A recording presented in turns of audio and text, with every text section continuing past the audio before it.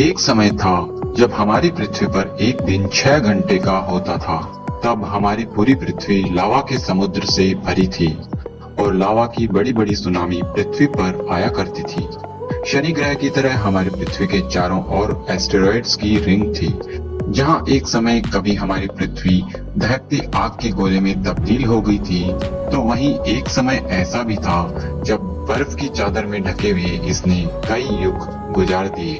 और इससे भी पहले वो समय जिसने इन सभी युगों को जन्म दिया, जब हमारी पृथ्वी, सूर्य और सभी ग्रह अंतरिक्ष में एक धूल और गैस के बादल के ही रूप में मौजूद थे। मात्र गैस और धूल के कणों से इतनी विचित्र पृथ्वी कैसे उत्पन्न हो गई? आखिर इतने सालों में क्या क्या परिवर्तन हुआ जिसने एक रहने लायक ग्रह पृथ्वी को बनाया, जहाँ पेड़ पौधे, नदी, तालाब, पहाड़, समुद्र, असंख्य जीव जंतु और हम इंसान पैदा हो गए। आखिर ये सब कहां से आया, इसे जानने के लिए हमें समय में लगभग 4.6 अरब साल पहले जाना होगा। आज से लगभग 4.6 अरब साल पहले अंतरिक्ष में ये है एक धूल और गैस का बादल, जिसे नेब्यूला कहते हैं। इसमें हमारा सोलर सिस्टम गहरी नींद में सोया हुआ है। इससे कुछ ही दूरी पर एक प्राचीन सितारे में एक विस्फोट होता है और उस विस्फोट की वजह से यह गैस और धूल का बादल विचलित हो जाता है। ये विस्फोट इसे जगा देता है और धीरे धीरे यह अपने ही अंदर ढहने लग जाता है। गैस और धूल के कण केंद्र में इकट्ठा होकर इस नेबुला में एक विस्फोट होता है और जन्म होता है एक स्टार का। यह हमारी सूर्य की शिशु अवस्था है। इस विस्फोट से निकलने वाली सोलर हवाएं इस नेबुला से हल्के गैस और धूल के कणों को अपने साथ नेबुला के केंद्र से दूर ले जाती है, जहां हल्के गैस और कणों से जुपिटर, शनि आदि गैस giants का निर्माण होता है और हमारे सूर्य के पास बड़े आकार के एस्टेरॉइड्स रह जाते हैं। धीरे धीरे ये छोटे छोटे कण और एस्टेरॉइड आपस में टकराते हुए जुड़ने लगते हैं और ग्रेविटी की मदद से लाखों सालों में यह एक बड़े अंतरिक्षीय पिंड का निर्माण करने लगते हैं। इस तरह धीरे धीरे एक बड़े अग्नि पिंड का निर्माण होता है। ये है प्रोटो अर्थ, हमारी पृथ्वी का शुरुआती रूप। हमारी धरती इस वक्त काफी गर्म है। इसकी सरफेस का टेम्परेचर 2000 डिग्री फ़ारेनहाइट है। इस समय पृथ्वी पर CO2, नाइट्रोजन और वाटर वेपर ही मौजूद है।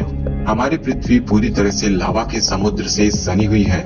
और ये देखिए, अचानक मंगल ग्रह जितना बड़ा एक आवारा प्लेनेट थिया दूर कहीं अंतरिक्ष से हमारे ग्रह से टकराने आ जाता है।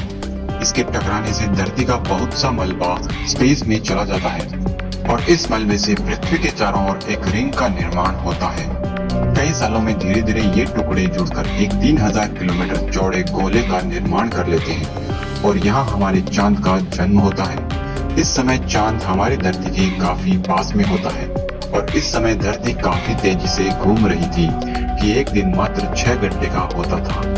आज से 3.9 अरब साल पहले हमारी पृथ्वी पर लाखों करोड़ों मीटियोर्स और कॉमेट्स आके टकराते हैं। ये टुकड़े हमारे सोलर सिस्टम के फॉर्मेशन के वक्त बचे हुए टुकड़े हैं। इन्हीं मीटियोर्स के अंदर सॉल्ट क्रिस्टल्स में पानी की छोटी छोटी बूंदें हैं। इन छोटे छोटे कॉमेट्स और एस्टेरॉइड्स की वर्षा पृथ्वी पर लगातार 2 करोड़ सालों तक होती है, जिससे पृथ्वी पर पानी की उत्पत्ति होती है और पानी के पैदा होने से पृथ्वी की ऊपरी सतह का तापमान घटता है।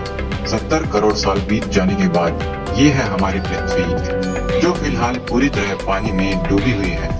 पानी की वजह से पृथ्वी के ऊपरी सतह को ठोस रूप में बदलने का मौका मिलता है।